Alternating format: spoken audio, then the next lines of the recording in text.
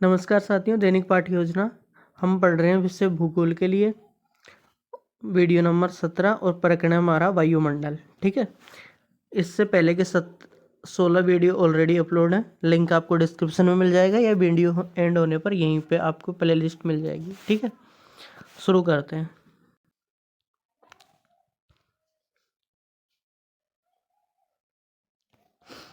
कक्षा है 9, विषय भूगोल, प्रकरण वायु, 28/11 दिनांक, 5 कालांश और 30 मिनट। पहला पॉइंट है ज्ञानात्मक। छात्र वायु के प्रत्ययों का प्रतिविज्ञान करेंगे। छात्र वायु के तथ्यों का प्रतिज्ञान भी करेंगे। ठीक है, दूसरा पॉइंट हो जाएगा अवबोध। छात्र वायु से संबंधित तथ्यों का वर्गीकरण कर सकेंगे और छात्र वायु के तथ्यों की व्याख्या भी कर सकेंगे। तीसरा पॉइंट हो जाएगा ज्ञानोपयोग। छात्र वायु से संबंधित प्रश्नों को हल कर सकेंगे और छात्र वायु के ज्ञान का उपयोग अपने दैनिक जीवन में भी कर सकेंगे। फोर्थ है कौशल। छात्र वायु के प्रकारों को पहचानने में दक्षता हासिल करेंगे और छात्र वायु से संबंधित प्रश्नों को हल करने में दक्षता हासिल करेंगे। अभिरुचि हमारा 5वां पॉइंट है। छात्र वायु के बारे में कुछ पूछेंगे। छात्र वायु के बारे में प्रकारों को जानने के लिए पाठ्यपुस्तकों को भी पढ़ेंगे। आगे पॉइंट नंबर 6, छात्र वायु के तथ्यों के प्रति सकारात्मक दृष्टिकोण रखते हैं। छात्र वायु के प्रति सकारात्मक दृष्टिकोण विकसित भी कर सकेंगे। ठीक है, यहां तक की बात क्लियर हुई। आगे देखेंगे सहायक सामग्री। इसमें आ जाएगा चौक, डस्टर, पॉइंटर, श्यामपट्ट आदि। पूर्व ज्ञान। छात्र वायु के बारे में सामान्य जानकारी रखते हैं। पहला प्रस्तावना प्रश्न, इसमें है वायु किसे कहते हैं, तो ये हवा को कहते हैं। हवा कहाँ पाई जाती है? हर जगह पाई जाती है। यहाँ पे हर जगह लिखना पड़ेगा आपको। हर जगह हवा किससे बनी होती है? तो गैसों से बनी होती है। गैसें किसका भाग होती है? ये वायुमंडल का भाग होती है। और वायु क्या है? ये हो जाएगा समस्यात्मक प्रश्न। आज हम क्या करेंगे? वायु का ही विस्तार पूर्वक अध्ययन करेंगे। ठीक है, यहाँ तक की बात हो गई। अब अपन को क्या पढ़ना है? 3 तो पॉइंट पढ़ने हैं, फिर उसके बाद में क्वेश्चंस देखने हैं। ठीक है, अब उसके बाद में आप यहाँ से शुरू करोगे। पहला पॉइंट हमारा वायु। हम सांस लेने के लिए क्या करते हैं? किसका उपयोग करते हैं? तो नाक का करते हैं। नाक के अंदर जाने वाली वायु, नाक के अंदर जाने वाली चीज क्या होती है? हवा या वायु। वायु क्या है? ये हो जाएगा समस्यात्मक प्रश्न। यहाँ पे लिखोगे प्रश्नोत्तर प्रविधि। ठीक है, आगे है छात्र अध्यापक कथन। पॉइंट हमारा क्या? वायु। वायु एक अदृश्य मिश्रण है जो दिखता नहीं है और हमारे चारों ओर मौजूद होता है।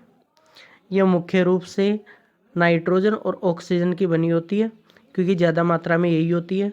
वायु जीवन के लिए आवश्यक होती है क्योंकि हम इसे सांस लेते हैं। यह हवा के रूप में गतिशील होती है और मौसम को क्या करती है? प्रभावित करती है। प्रदूषण के कारण वायु की गुणवत्ता खराब हो सकती है, ये तो पता ही है सबको।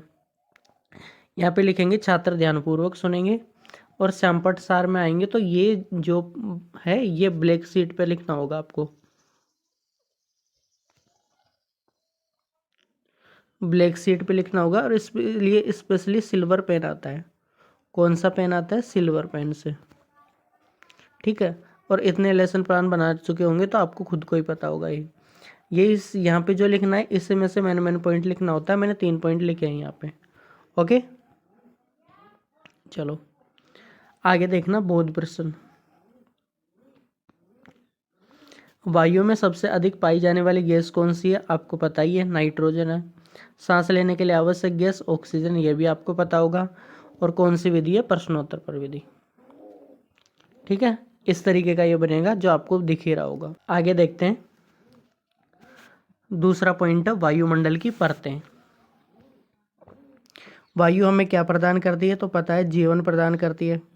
क्या वायुमंडल पे केवल ऑक्सीजन ही होती है? नहीं, इसमें तो नाइट्रोजन, कार्बन डाइऑक्साइड आदि होती है। ये कौन सी विधि है? प्रश्नोत्तर प्रविधि है। वायुमंडल की परतें क्या है? तो ये हो जाएगा समस्यात्मक प्रश्न।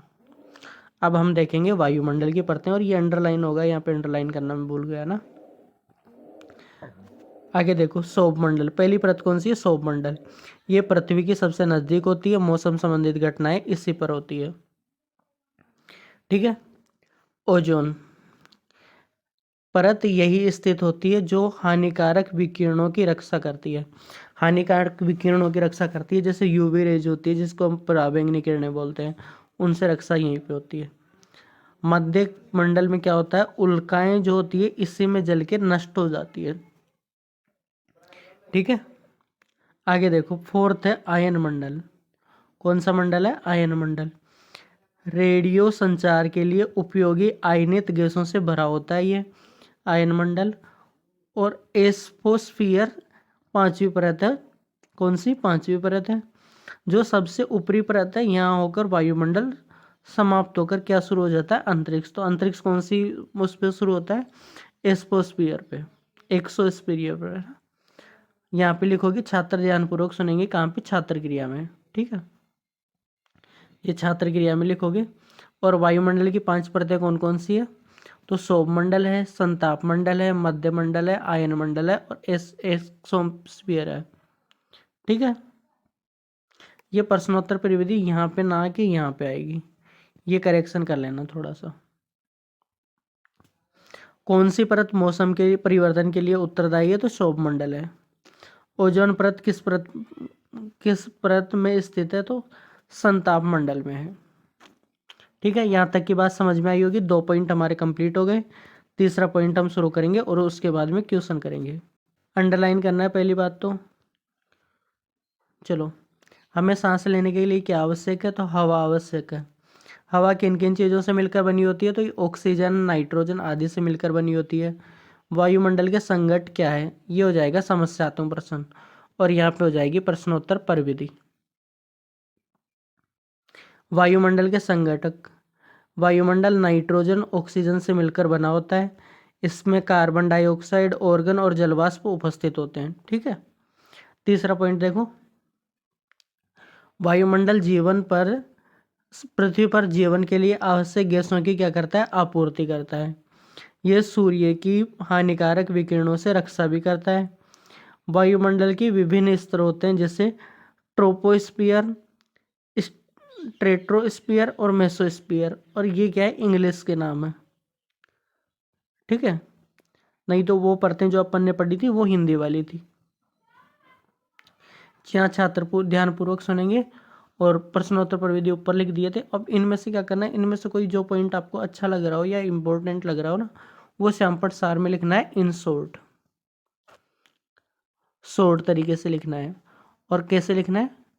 वही ब्लैक शीट पे लिखना है। ठीक है, ये वाला पोर्शन, ये वाला। ठीक है, इसमें पहला, दूसरा, तीसरा पॉइंट है, और बाद के पॉइंट मैंने लिखे नहीं है। आगे देखो बोध प्रश्न। वायुमंडल में सबसे अधिक पाई जाने वाली गैस कौन सी है? तो नाइट्रोजन है।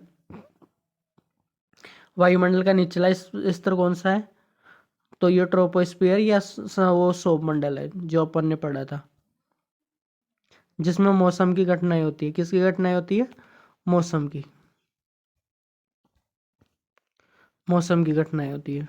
ठीक है, यहाँ पे प्रश्नोत्तर परिविधि लिखोगे। तीनों पॉइंट हमारे कंप्लीट हो गए। अब हम क्वेश्चन देख। पृथ्वी की सबसे ऊंची परत कौन सी है? पृथ्वी की सबसे अधिक पाई जाने वाली गैस कौन सी है? वायुमंडल में ऑक्सीजन की मात्रा लगभग कितने प्रतिशत होती है? सौरमंडल की ऊंचाई औसतन कितने किलोमीटर होती है? ओजोन परत किस मंडल में उपस्थित होती है?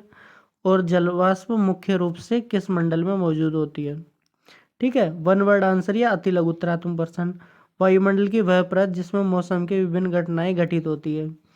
दूसरा देखो, सूर्य से आने वाली हानिकारक पराबैंगनी किरणों को अवशोषित करने वाली गैस कौन सी है?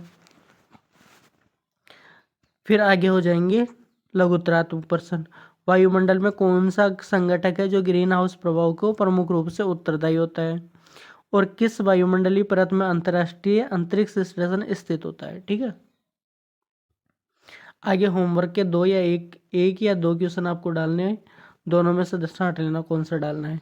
वायुमंडल की विभिन्न परतों का वर्णन कीजिए और उनकी विशेषताएं बताइए। वायुमंडल के संघटक क्या है, प्रत्येक का संक्षिप्त विवरण दीजिए। ठीक है, ये पीडीएफ है सारी, इनमें देखो ये लेसन प्लान है, फिर ये लेसन प्लान है, ये भी लेसन प्लान है, ये lesson plan, lesson plan, lesson plan, lesson plan, सारे लेसन प्लान हैं, बहुत सारे हैं।